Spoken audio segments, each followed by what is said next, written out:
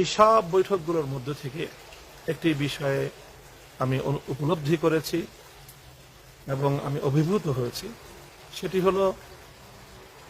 সরকারের সকল স্তরে সকল পর্যায়ে সরকার প্রধান যে আমিরুল মুমিনিন হিবাতুল্লাহ শেখুল হাদিস হাফিজাহুল্লাহ তাআলা ওয়া রাহ, আমিরুল মুমিনিনের প্রতি তাদের সকলের যে আস্থা, আনুগত্য, যে অকুণ্ঠ সমর্থন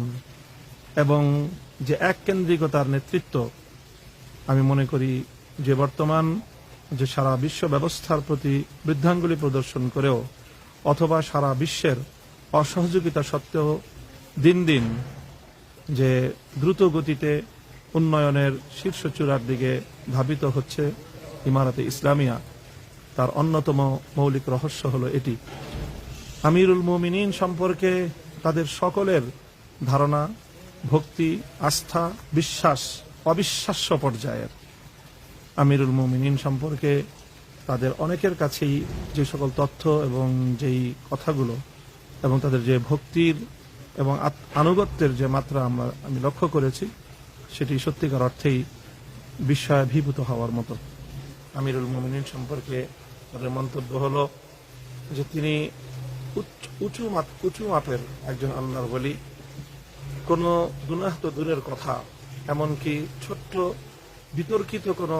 কাজও তিনি করেন না। যেমন ইতিমধ্যে আমিরুল মুমিনিনের কোনো গণমাধ্যমকে দেওয়া বক্তব্য, কোনো কথা, কোনো সাক্ষাৎকার, এমনকি কোনো ছবি পর্যন্ত তার প্রকাশিত হয়নি। এ বিষয়ে একজন বললেন যে এক্ষেত্রে আমিরুল মুমিনিনের তার অবস্থান হলো যে বিষয়টি নিয়ে যেহেতু আলেম সমাজের মধ্যে দ্বিধা বিভক্তি রয়েছে, এই জন্য কি প্রয়োজন এই ধরনের এই মতপার্থক্যের ভিতরে প্রবেশ করার। তো এই ধরনের একজন সর্বজন শ্রদ্ধেয়, দূরদৃষ্টি সম্পন্ন, আস্থাবান নেতৃত্ব মূলত বর্তমানে ইমারতে ইসলামিয়ার উন্নতির অন্যতম রহস্য বলে আমি উদ্ঘাটন করেছি। গতকাল যখন আমরা গত পরশুদিন জুমার নামাজের সময় খোস্তের গভর্নর হাউসের পাশেই যে জামে মসজিদ, সেখানে যখন জুমার খুতবার মধ্যে আমিরুল মুমিনিনের নাম নিয়ে তার জন্য খতিব খুতবার মধ্যে দোয়া করলেন, আমাদের হৃদয় আন্দোলিত হয়েছে এবং হৃদয়ের গভীর থেকে আমিরুল মুমিনিনের দীর্ঘ সুস্থতার সাথে নেক হায়াত এবং তার সকল সহযোগীদের আল্লাহ পক্ষ থেকে বিশেষ সাহায্য প্রাপ্তির যে দোয়ায় আমরা সমস্বরে